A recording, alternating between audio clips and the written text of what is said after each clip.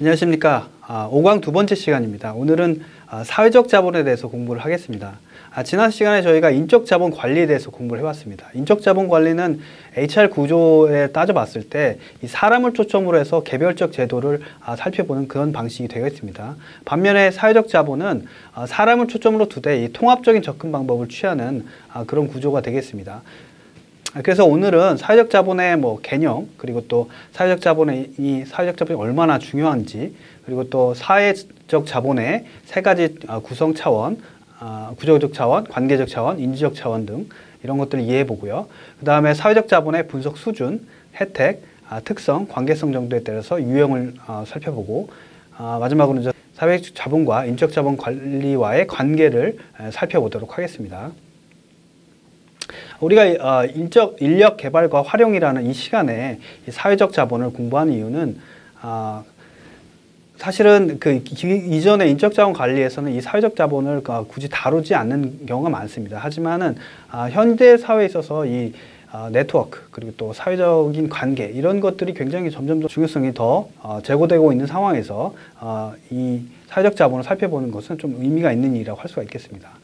그래서 우선 가장 먼저 살펴볼 것은 사회적 자본의 개념이 되겠습니다. 사회적 자본을 정의할 때는 가장 기본적인 정의의 그 내용은 네트워크를 통해서 도출되는 실제적 또는 잠재적인 자원의 총합으로 우리가 사회적 자본을 정의해 볼 수가 있습니다. 이 말을 다시 풀어서 설명을 해보면 결국에 사회 개인이나 사회적 단위들이 갖고 있는 관계의 네트워크 속에서 어떤 네트워크를 활용하고 이 네트워크를 어떤 그 경제적인 가치로 변환할 수 있는 그러한 관계의 가치를 우리가 사회적 자본이라고 얘기를 할 수가 있겠습니다. 쉽게 말해서 이 사회적 자본이라는 것은 관계의 가치를 의미하고요. 그래서 개인이 이런 동료라든가 아니면 친구라든가 그 외의 사람들과의 관계를 개인의 재무적 또는 인적 자본에 활용할 수 있는 기회를 활용하는 것을 바로 우리가 이 사회적 자본이라고 얘기를 할 수가 있겠습니다. 그 사회적 자본의 중요성은 현대 기업이나 현대의 요즘 시대에 있어서 더욱더 중요성이 더 강조되는 추세입니다. 그 사회적 자본은 조직 내부 혹은 조직 외부의 지식 혹은 자원의 교환이나 결합을 통해서 새로운 지적 자본을 창출하는 데 매우 중요한 역할을 하게 되는데요.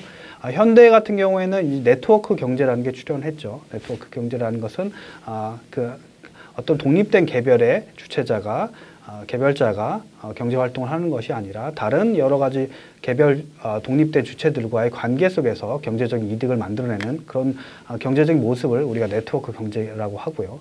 그런 네트워크의 경제가 다양한 형태로 나타나게 되는데 요즘에 기업 환경에서 많이 쓰이는 용어 중 하나는 전략적 제휴라는 것이 있을 수가 있겠습니다. 전략적 제휴라는 것은 기업들이 서로 간에 경쟁을 하면서도 서로 간의 이득을 위해서 때로는 서로 연합을 하거나 아니면 제휴를 맺고 그리고 또 그걸 통해서 시너지를 만들어 나가는 것을 전략적 제휴라고 하는데요.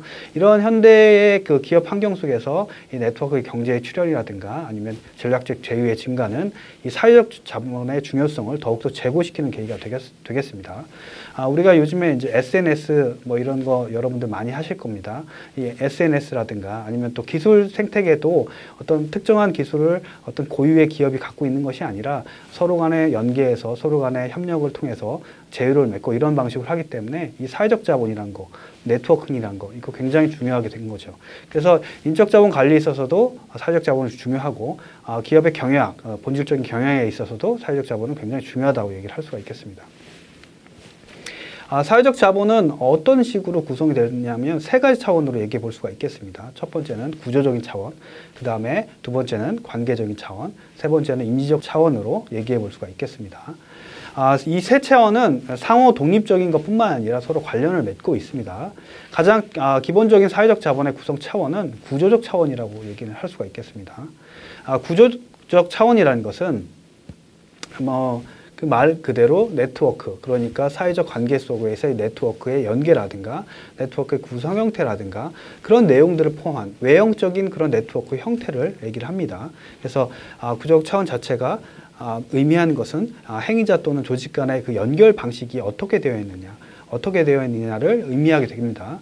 그래서 우리가 이제 일반적인 사회적 자본이라고 하면 이 네트워크의 그 형태라든가 구성 뭐 이런 것들을 우선 기본적으로 생각해 볼 수 있겠죠.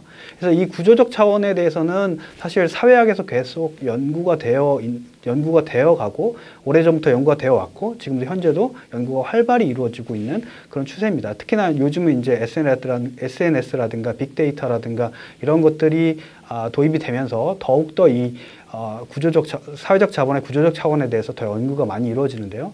몇 가지 이 관련된 용어들을 여러분한테 소개를 하면 다음과 같습니다. 첫 번째, 이 네트워크라는 것은 사실 가장 기본적인 네트워크의 형태는 양자 관계라고 얘기를 할 수가 있거든요. 나와 상대방, 이 둘 간의 다이아드라고 할 수 있는데 다이아드 관계의 특성을 살펴보는 게 가장 기본적인 사회적 자본의 구조적 차원이 되겠습니다. 그래서 둘 간의 관계가 얼마나 연결이 많이 이루어져 있는지, 어떤 특성들이 연결이 되어 있는지, 얼마나 또 강하게 연결되어 있는지 이런 것들이 빈도, 중첩성, 강도의 용어로 사용되면서 실제로 양자관계의 특성을 나타내는 여러 가지 용어로 사용됩니다. 또한 그 네트워크의 구조적 차원에서는 그 양자관계뿐만 아니라 개별 행위자의 관계적 특성도 살펴봅니다. 그래서 나를 중심으로 해서 내가 어떤 네트워크 그룹 안에서 어떤 위치에 차지하고 어떤 역할을 하고 있는지를 살펴보는 겁니다. 그래서 뭐 그 네트워크 안에서의 개별 행위자의 뭐 중심성이라든가 그 가교 역할 그리고 또 그 위치가 어디에 있느냐를 이 개별 행위자의 관계적 특성을 살펴보게 되어 있는데요. 가장 중요하게 여러분들이 관심을 두고 살펴봐야 될 용어는 이 구조적 공백이라는 얘기입니다. 그래서 영어로 하면 이제 구조적 공백이라는 것은 structural hole이라고 얘기를 할 수가 있는데요.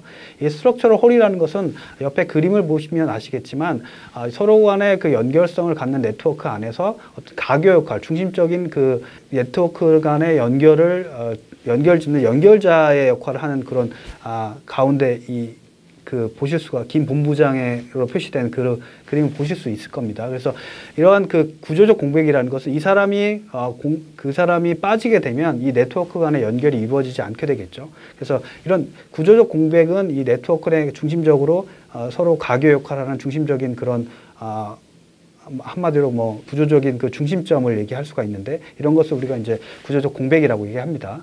그래서 이 구조적 공백이 빠지게 되면 네트워크 간의 연결성이 없어지고 또 이 구조적 공백에 그 당사자가 위치하게 되면 이 네트워크에서 큰 힘을 발휘할 수 있다고 얘기를 합니다. 그래서 이런 개별 행위자의 관계적 특성을 뭐 정도, 범위, 구조적 특성, 구조적 공백 이런 등으로 표현해서 살펴볼 수가 있겠습니다.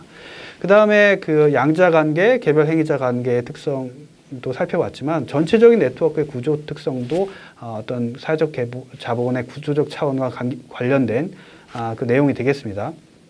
그래서 전체 네트워크의 규모 그리고 또 전체 네트워크의 연결성 정도, 그 다음에 얼마나 그 연결의 밀도가 얼마나 높냐 낮냐 이런 얘기들이 바로 이 사회적 자본의 구조적 차원과 관련된 그 내용이 되겠습니다. 이 구체적인 내용에 대해서는 자세하게 설명을 하지는 않겠습니다. 왜냐하면 이 내용은 사실 뭐 사회학과 더 관련된 내용이기 때문에. 하지만 여러분들의 상식적인 수준 안에서 여러분들 이 정도 내용들은 한번 알고 넘어가시면 좋을 것 같습니다. 사회적 자본의 두 번째 구성 차원은 관계적 차원입니다. 이 관계적 차원이라는 것은 구성원들 간의 상호작용을 통해서 형성된 인간적인 관계를 의미합니다. 앞서 구조적 차원이 어떤 네트워크, 사회적 관계의 어떤 외형적인 모습을 주로 살펴보는 그러한 그 차원이었다면 이 관계적 차원은 정성적인 내용을 살펴보는 내용이 되겠습니다. 그래서 구조적 차원이 구조적이고 하드웨어적인 측면이 강했다면은 관계적 차원은 인간적이고 소프트웨어적인 측면을 좀 강조하는 내용이 되겠습니다. 이 관계적 차원에 속하는 내용들은 다양한 내용들이 속하게 되는데요. 신뢰, 또 뭐 규범, 그 다음에 어떤 그 당사자 간의 의무라든가 아니면 당사자 간의 서로 간의 관계성에서 서로를 동일시하는 공동체성이라든가 이런 것들을 포함하게 됩니다. 이 중에서 가장 많이 연구가 되고 가장 관심을 받는 부분은 바로 신뢰라고 얘기를 할 수가 있겠습니다. 그 신뢰 같은 경우에는 그 주요 연구가 이 관계적 차원에서 가장 연구가 많이 된 그런 영역이기도 하고요. 구성원들의 간의 신뢰와 인간적인 관계, 뭐 이런 부분에 대해서 현재도 많이 연구가 되고 있는 편입니다. 세 번째 그 사회적 자본의 구성 차원은 그 인지적 차원을 얘기할 수가 있겠습니다. 인지적 차원은 관계적 차원에 이어서 이 관계의 어떤 정성적인 부분을 얘기하는 그 내용이 되겠습니다. 그래서 인지적 차원이란 것은 당사자 간에 공유되어 있는 표현 방식이라든가 해석, 의미 등의 나타내는 것이라고 얘기할 수가 있습니다. 그래서 어떤 관계 속에서 그 네트워크 안에 속해 있고 서로 관계를 맺고 있는 당사자 간에 인지적으로 얼마나 유사하게, 얼마나 인지적으로 공유하고 있는지 이런 부분이 바로 인지적 차원의 관계성이라고 얘기할 수가 있겠습니다. 그래서 뭐 공유된 비전이라든가 공유된 언어, 뭐 코드, 공유된 어떤 표현 방식 이런 것들이 바로 인지적 차원의 내용이 되겠습니다. 인지적 차원을 통해서 이 인지적 차원이 잘 이렇게 그 네트워크 안에서 구성원들 간에 잘 공유가 되면 그 의미는 조직 내 구성원들이 뭐 표현이라든가 해석 및 뭐 이런 부분들을 서로 공유하고 동일한 방식으로 한다는 그런 의미가 되겠죠. 그래서 이렇게 공유된 언어를 통해서 그 관계를 맺게 되면은 조직의 공동 목표라든가 자원을 그 인지하는 데 있어서 구성원들 간의 신뢰를 가지고 상호작용해서 새로운 지적 자본을 창출할 수 있는 그런 장점도 있습니다. 그래서 우리가 구조적 차원, 관계적 차원, 인지적 차원을 살펴봤는데 이 관계적 차원, 인지적 차원은 정성적인 부분이 되겠고 다시 한번 정리하면 구조적 차원은 좀 외형적인 그런 내용들이 되겠습니다. 그래서 이 구조적, 관계적 차원, 인지적 차원의 개념을 잘 알아두시기 바랍니다. 이제까지 그래서 그 사회적 자본의 개념에 대해서 간단하게 살펴봤는데요. 우리가 이제 그 사회적 자본 얘기를 많이 하면서 실제로 이 사회적 네트워크라는 얘기도 많이 합니다. 제가 이제 여러분한테 설명할 때도 네트워크 이런 단어를 많이 사용했는데 사실은 이 사회적 자본과 네트워크는 많이 혼용이 됩니다. 실제로 용어상에서는 많이 혼용이 됩니다. 하지만은 구체적으로 그 개념을 살펴보면 약간의 차이가 있어요. 그래서 사회적 자본 같은 경우에서는 어떤 자본, 그러니까 사회적 관계가 가져다주는 자본으로서의 이점을 얘기하는 거고, 사회적 네트워크 같은 경우에는 어떤 그 사회적인 관계 자체의 네트워크 형태를 얘기하는 경우가 많습니다. 그래서 맥을 같이 하고 있으나 완전하게 동일한 그 개념이라고는 얘기를 할 수가 없겠죠. 그래서 이 사회적 자본과 사회적 네트워크에서 차이가 이렇게 분명하게 나는 부분은 바로 앞서 설명했던 구성 차원에서 사회적 네트워크는 구조적 측면을 이렇게 포함하고 있지만 인지적 차원과 관계적 차원은 잘 설명을 하고 있지 않죠. 그런 개념은 포괄하고 있지 않죠. 그래서 그런 차이가 있다는 것을 여러분들이 알아주셨으면 좋겠습니다. 그래서 그 개념을 좀 더 명확하기 위해서 이 사회적 자본과 사회적 네트워크의 차이를 좀 말씀드렸습니다. 사회적 자본을 한번 유형화해서 한번 얘기를 해보죠. 첫 번째는 분석 수준에서 그 사회적 자본을 유형화해 볼 수가 있겠습니다. 분석 수준이라는 것은 개인 수준, 그룹 수준, 조직 수준 또는 조직 간의 수준으로 이렇게 나눠서 생각해 볼 수가 있겠습니다. 그래서 사회적 자본 자체가 그 개인 수준에서의 사회적 자본이 있을 수가 있고 그룹 수준에서의 사회적 자본 그리고 조직 수준 또는 조직 간 수준에서의 사회적 자본이 있을 수가 있습니다. 이 개인 수준에서의 사회적 자본이라는 것은 개인의 경력 개발이나 그 다음에 구직 활동 등에 있어서 어떤 사회적 자본의 역할을 의미하는 거가 되겠습니다. 그래서 그 개인의 초점을 맞춰서 개인이 얼마나 관계 속에서의 그 어떤 사회적인 관계를 얼마나 어떻게 맺고 있느냐에 따라서 개인이 어떤 이득을 취하는가를 이렇게 살펴보는 그런 수준이 되겠습니다. 그 다음에 두 번째는 그룹 수준을 얘기해 볼 수가 있습니다. 그래서 그룹 수준은 그 사회적 자본이 특성이 나타나는 어떤 팀 내에서 사회적 자본의 특성이 나타나는 그런 경우를 얘기합니다. 그래서 팀 내에서 어떤 각각의 팀이 있는데 그 팀 내에서 팀이 얼마나 사회적 자본을 가지고 있느냐에 따라서 이 팀의 성과가 어떻게 되고 어떤 식으로 성패가 이루어지는지에 대해서 살펴보는 그런 단계에서의 그 사회적 자본을 그룹 수준에서의 사회적 자본이라고 얘기할 수가 있겠습니다. 조직 수준 및 조직 간 수준에서는 말 그대로 어떤 조직 수준에서의 사회적 자본, 그러니까 기업이라든가 아니면 기관이라든가 이런 것들이 얼마나 다른 기관과 또는 사회적으로 그 사회적인 어떤 주체로서의 그 사회적 자본을 갖고 있느냐를 얘기하는 게 되겠습니다. 그래서 그 기업이 어떤 그 뭐 지적 자본의 창출하는 그런 능력에 가지고 있는 다른 어떤 삼자 아니면 새로운 조직과의 그 관계를 잘 맺고 있다면 아무래도 그 조직은 뭐 혁신이라든가 뭐 사회적 새로운 그 상품이나 아니면 그 창출이 가능하겠죠. 그리고 또 이제 뭐 조직 간에서 살펴보는 그런 내용들은 조직 간에서 얼마나 협력이 잘 이루어지고 있는지, 조직 간의 협력을 통해서 조직 성과가 얼마나 변화가 되는지 이런 내용들이 바로 이제 이 조직 수준 또는 조직 간 수준에 속하는 그 사회적 자본의 내용이 되겠습니다.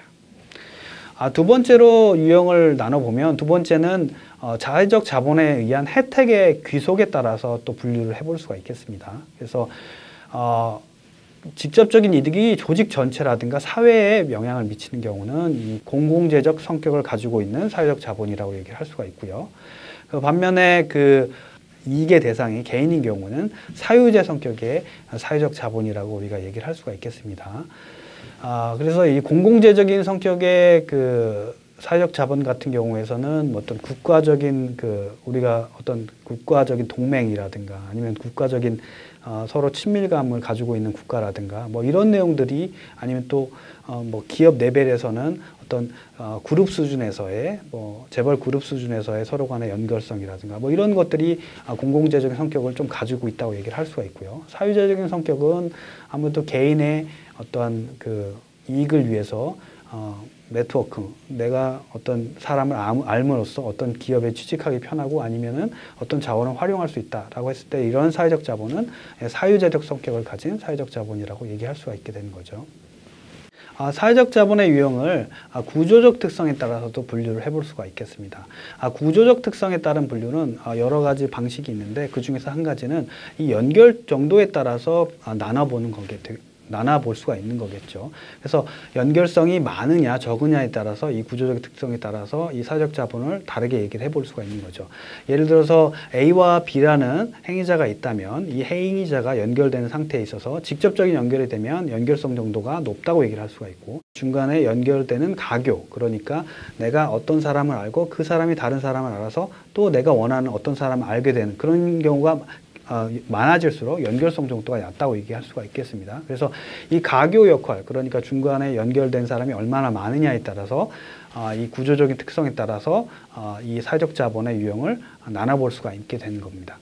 사회적 자본 유형은 마지막으로 관계성 정도에 따라서 분류를 해볼 수가 있겠습니다.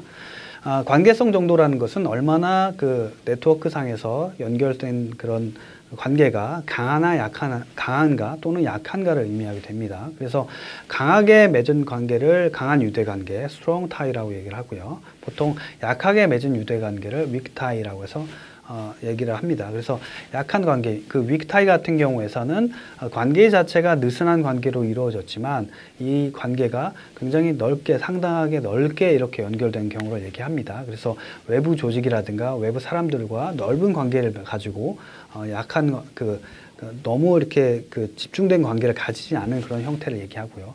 반면에 강한 유대 관계 같은 경우에서는 어떠한 그 관계성 정도가 넓게 퍼지는 것이 아니라 어떤 특정한 폐쇄적인 집단처럼 그 관계 자체가 매우 강하게 이루어지면서 또 폐쇄성을 가지는 것을 이야기합니다. 그래서 조직 내부에서 강한 신뢰와 응집력이 필요한 경우에는 강한 유대 관계가 훨씬 더 유리하게 되겠고요. 반면에 사회적 자본의 차원에서 여러 가지 사회적 자본의 관계를 맺고 사회적 자본의 그 활용을 위해서는 관계 자체가 느슨하고 넓게 퍼져 있는 관계가 되는 약한 유대 관계가 훨씬 더 유리하다고 보통 이야기를 합니다. 이제까지 사회적 자본의 개념 그리고 또 유형에 대해서 살펴봤는데요. 이제는 이제 우리가 인적 자원 관리와 사회적 자본과의 관계에 대해서 살펴보도록 하죠. 인적 자원 관리 시스템에 우리가 사회적 자본을 고려해야 되는 이유는 아무래도 이러한 인적 자원 관리 시스템, 사회적 자본이 중요해지는 그런 상황에서 이 구체적으로 그리고 또 체계적으로 이 사회적 자본을 관리할 만한 그런 시스템이 필요하기 때문에 인적 자본 관리 시스템에서 이 사회적 자본을 중요하게 다룰 필요가 있다고 생각됩니다. 그래서 그 인적 자원 관리 시스템에 대한 투자 확대 자체가 어떤 앞서 우리가 개인 초점이 맞췄던 인적 자본뿐만 아니라 이 사회적 자본의 수준을 향상시키고 조직 성과에 긍정적인 영향을 미친다고 얘기를 합니다. 그래서 현대 기업에서는 이 그 개인의 인적 자본뿐만 아니라 이런 사회적 자본을 계속 관리해야 되는데요. 이 인적 자원 관리와 사회적 자본 그리고 또 기업의 성과 간의 관계를 이렇게 살펴보면 우선은 그 관계는 매개 관계와 그 다음에 조절 관계로 얘기를 해볼 수가 있겠습니다. 그 매개 관계라는 것은 A가 어떤 C라는 그런 결과를 나타낼 때 어떤 B가 그 상황에서 A와 C를 연결하는 그런 관계를 얘기하는 거죠. 그래서 그 인적 자원과 사회적 자본 그리고 성과와 간의 관계에 있어서는 우선은 인적 자본 관리 시스템이 잘 되고 인적 자원이 관리가 잘 되면 이것이 사회적 자본으로 어떠한 사회적 자본이 제고되는데 긍정적인 영향을 미치고 이 사회적 자본이 조직의 성과 또는 기업의 성과를 높여줄 수 있다는 그런 의견도 있고요. 그 반면에 또 사회적 자본 자체가 기존의 개인이라든가 조직이 가지고 있던 사회적 자본 자체가 인적 자원 관리에 어떤 도움을 줄 수 있다. 예를 들면 사회적 자본의 그 높은 사회적 자본을 통해서 좋은 인력들을 끌어온다든지 아니면은 사회적 자본을 통해서 인적 자원 관리를 위한 교육이라든가 훈련이라든가 이런 것에 더 도움을 받는다든지 이런 내용이 되겠습니다. 그래서 사회적 자본이 우선이고 그 다음에 인적 자본의 관리에 영향을 미치고 또 인적 자원 관리가 또 성과에 영향을 미친다는 그런 의견들도 있습니다. 그 조절 관계에서 살펴본 인적 자원 관리 그리고 또 사회적 자본 그리고 성과 간의 관계는 그 앞서 매개 관계와 마찬가지로 인적 자원 관리와 성과의 관계에 있어서 그 관계를 사회적 자본이 어떤 맥락적인 요소에서 도와준다는 그런 관점도 있을 수가 있겠고요. 반면에 또 사회적 자본 자체가 어떤 기업의 성과에 영향을 미치는데 이런 그 성과에 영향을 미치는 관계에 대한 맥락에서 인적 자원 관리가 어떻게 이루어지느냐에 따라서 이러한 사회적 자본과 성과 간의 관계가 다르게 나타날 수 있다고 얘기를 할 수도 있겠습니다. 그래서 매개 관계, 조절 관계 아니면 또 그 안에서의 인적 자원 관리가 먼저냐 사회적 자본이 먼저냐라고 이렇게 서로 얘기를 했을 때 어느 것이 맞다고 결론을 딱 내릴 수는 없겠죠. 하지만 이런 관계들은 사실 서로 이렇게 주고받고 어떤 맥락이나 어떤 상황에 따라서 어느 정도 일리가 있는 그런 내용이 되겠습니다. 그 사회적 자본이 인적 자본 관리에 미치는 영향을 정리해 보면 사회적 자본이 인적 자원 관리에 긍정적인 영향도 미칠 수가 있겠지만 때로는 부정적인 영향도 미칠 수가 있겠죠. 예를 들면 인적 자원 관리에 있어서 엄격한 선발을 통해서 좋은 인재를 선발해야 되는데 이 사회적 자본 그러니까 그 다른 사람과의 관계 때문에 이 인적 자원 관리가 이런 그 선발이라든가 채용에 있어서 객관성이 떨어질 가능성도 있겠죠. 이런 경우 이제 좀 부정적인 영향을 미칠 수가 있겠죠. 그래서 사회적 자본이 대체적으로 우리가 얘기할 때는 인적 자원 관리에 긍정적인 영향을 미치지만 이런 것들이 잘못 활용이 되면 부정적 영향을 미칠 수 있다는 것도 여러분 알아두셔야 되겠습니다. 그 사회적 그 자본은 구체적으로 인적 자원 관리에 각각의 세부적인 내용에 영향을 각각 미칩니다. 세부적인 그 인적 자원 관리의 내용이 뭐였죠? 인력 유동 시스템, 그다음에 직무 시스템, 그다음에 평가 보상 시스템 등 여러 가지 그 시스템들이 있지 않았습니까? 이런 제도 측면에 있어서 이 사회적 자본이 영향을 미치는데 그러면 우리가 이 각각에서 어떻게 영향을 미치는지 좀 얘기를 해보도록 하죠. 우선 인력 유동 시스템에 사회적 자본이 미치는 영향을 좀 얘기를 해보도록 하겠습니다. 우선은 인력의 유동 시스템이라는 것은 인력 유입, 그 다음에 인력 과정, 인력 그 다음에 유출로 이렇게 얘기를 우리가 전에도 해봤죠. 우선 인력 유입에서 어떤 사회적 자본이 어떻게 영향을 미치는지 얘기를 해보면 우선은 네트워크 그러니까 사회적 자본, 그 사회적 관계를 통해서 채용 가능성이 개인을 초점으로 봤을 때 채용 가능성이 증대될 가능성도 있겠죠. 그리고 또 그 예를 들면 뭐 선배라든가 후배라든가 이런 관계를 통해서 좀 더 나은 인재를 영입할 수도 있고, 아니면 개인 당사자를 초점으로 봤을 때는 어떤 거 선배라든가 후배라든가 아니면 뭐 연관성이 있는 사람을 통해서 그 기업에 지원할 수도 있겠죠. 그리고 또 그 인력 유입에서 영향을 받을 수 있는 것이 예를 들면 선발 과정에서도 자격 있는 지원자가 많거나 그 다음에 선발 기준이 애매할 경우, 이런 경우에 사회적 자본이 굉장히 중요하게 활용될 가능성이 있죠. 그래서 이왕이면 다홍치마라고 얘기하죠. 그래서 모든 지원자들이 같은 조건 하에 있을 때 어떤 사회적 네트워크, 사회적 관계성 있는 사람을 선발하는 것은 굉장히 선발에 있어서 중요한 작용을 하겠죠. 인력 과정에서도 또 사회적 자본이 영향을 미칩니다. 연구에 의하면 사회적 자본이 개인의 경력 성공에 큰 영향을 미친다고 하는데요. 결국에 사회적 자본은 어떤 개인이 조직에서 일을 할 때 얼마나 일을 원활히 하게 하고 아니면 또 커뮤니케이션 할 수 있느냐에 따라 커뮤니케이션 하는 것에 대해서 굉장히 많은 영향을 주겠죠. 그래서 이런 네트워크 자체가 정보 및 자원의 접근성을 높이거나 이를 통해서 이제 경력 성공에 영향을 미친다고 우리가 얘기를 할 수가 있겠습니다. 인력 유출과도 밀접한 연관이 있습니다. 그래서 높은 사회적 자본 소유자나 구조적 공백에 위치한 사람은 퇴직 시 기존 근무자들에게 큰 영향을 미칠 수가 있죠. 그래서 그 사람이 없어지게 되면 어떤 커뮤니케이션의 구조 자체가 변한다든지, 아니면 그 사람이 떠나게 되면 외부적인 연결성, 외부적인 다른 연결되어야 된 그런 주체들과 연결이 되지 못하는 그런 경우도 있겠죠. 그래서 인력 유동 시스템 관점에서 봤을 때 인력의 유입, 그 다음에 과정, 유출, 모든 측면에 있어서 사회적 자본이 영향을 미칠 수가 있고요. 따라서 이 사회적 자본을 잘 이렇게 인력 유동 시스템 관점에서 관리를 할 필요가 있겠죠.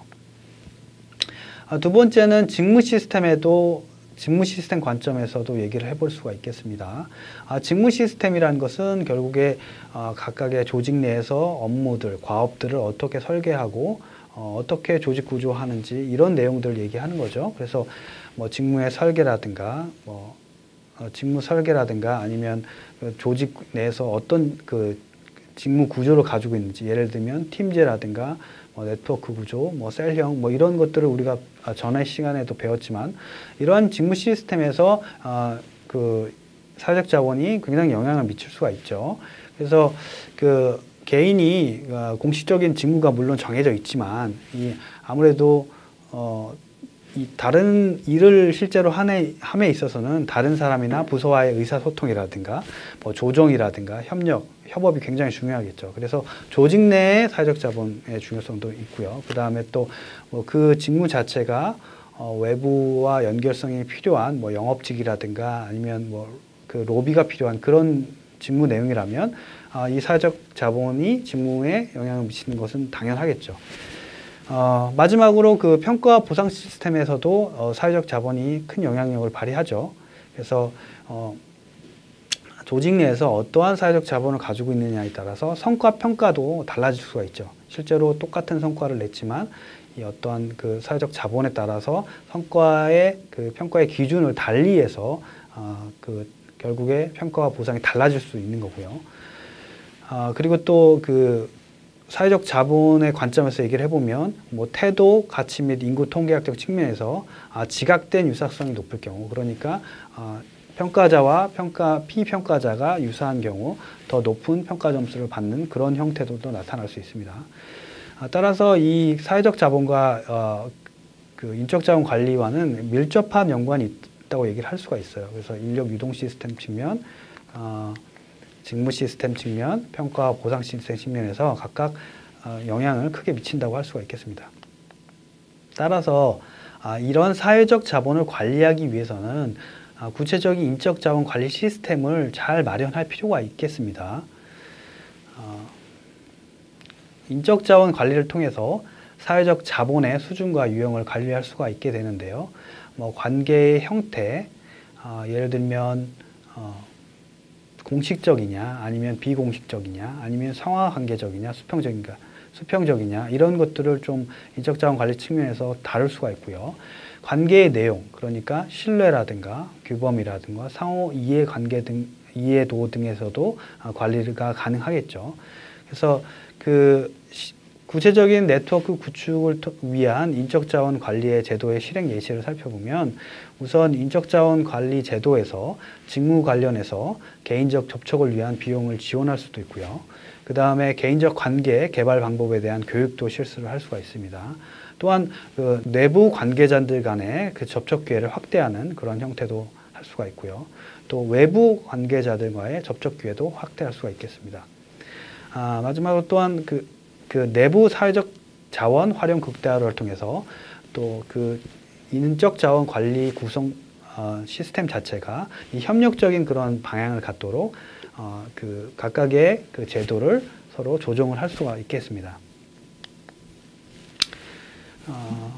각각의 세부적인 인적 자원 관리 시스템의 측면에서 구체적으로 얘기를 해보면 우선 인력 유동 시스템 측면에서는 사회적 자본 측면에서의 잠재력이 있거나 역량을 보유한 사람을 선발할 수가 있고요. 그 다음에 경력자를 채용할 경우 외부 사회적 관계를 잘 활용할 수 있도록 도움을 또 줄 수가 있겠습니다. 그리고 인력 과정의 측면에서는 교육 훈련을 통해서 사회적 관계 형성을 위한 역량을 강화할 수도 있고요.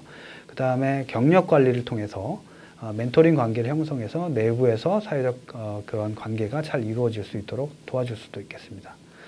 또 인력 유출 측면에서는 인력 유출이 있는 경우에 사회적 관계를 지속할 수 있는 방안을 강구해서 이런 인력 유동 시스템을 사회적 자본을 더 확대시키는 방향으로 변화시킬 수가 있겠습니다. 직무 시스템 측면에서는 팀제와 권한 위임을 통해서 협력을 구축할 수 있는 그런 시스템을 마련할 필요가 있고요. 그리고 또 다기능 팀을 통한 부서 간 의사소통과 협업을 가지도록 지원할 수도 있겠습니다. 평가 보상 시스템 측면에서는 바람직한 사회적 자본을 형성하고 유지하는 태도와 역량 및 행동에 대해서 평가하여 이를 이렇게 적극적으로 반영할 수도 있겠죠. 그래서 조직 내에서 공유되는 가치라든가 의사소통이라든가 협업이라든가 이런 내용들을 평가의 내용으로 구체화시킬 수도 있고요. 그리고 또 사회적 자본 자체를 또한 보상의 어떤 평가 기준으로 두고 이를 통해서 사회적 자본 축적을 좀 더 원활하게 할 수 있도록 하는 환경을 마련할 수도 있겠습니다. 사회적 자본과 조직 성과에 대해서 조금 더 얘기를 해보도록 하겠습니다. 사회적 자본이 많다라고 하면 결국에 여러분들 그냥 직관적으로 느끼기에 당연히 기업 성과에 도움이 될 거라고 생각을 할 수가 있겠죠. 물론 부정적인 그런 측면도 있죠. 사회적 자본이 가지고 있는 부정적인 효과도 있지만 이 관리가 잘 되면 이 사회적 자본이라는 것은 기업 성과에 굉장히 큰 좋은 영향을 줄 수가 있겠죠. 그래서 각각의 사회적 자본의 효과를 개인 측면, 그 다음에 조직 내부, 조직 간의 분석 단위로 나눠서 생각을 해보면 이 개인 측면에 있어서 경력 개발이라든가 구직이라든가 이런 부분에 있어서 긍정적인 작용을 할 수가 있고요. 조직 내부에서는 조직 내부의 서로 간의 협업이라든가 커뮤니케이션의 활성화 이런 부분을 통해서 사업부 간의 자원 교환 및 제품 혁신이 이루어지고 지적 자본이 창출되고 다기능팀의 효과성이 증대되고 또 이직률이 감소되고 또 그 안에서의 기업가 정신이 확대되는 그러한 효과로 나타날 수 있어서 기업 성과에 긍정적인 영향을 줄 수도 있겠습니다. 조직 간에 있어서는 특히나 공급자라든가 또 아니면 구매자라든가 이런 네트워크가 있는데 이런 관계들이 잘 되면 아무래도 산업가치사슬 안에서의 관계가 제대로 잘 돼서 기업 간의 기업의 성과가 높아질 수 있는 가능성이 커지겠죠. 그래서 이 사회적 자본의 구조적 차원이 이렇게 연계가 있다고 하면 이 연계된 그러한 네트워크의 내용들은 관계적 차원, 그리고 또 인지적 차원으로 확대돼서 생각해 볼 수가 있겠죠. 그래서 사회적 그 네트워크가 어떻게 이루어졌는지 그 네트워크 자체의 외형적인 측면에서 정성적인 부분인 뭐 신뢰성이라든가 공유된 비전 이런 부분들이 영향을 미치게 되고요. 이런 부분들은 그 조직 안에서의 자원의 교환과 결합 그러니까 다른 말로 하면 이 시너지를 만들 수 있는 데 도움을 주겠고요. 이런 도움들은 결국에는 기업의 가치 창출 또는 기업 성과로 이어질 수가 있겠죠.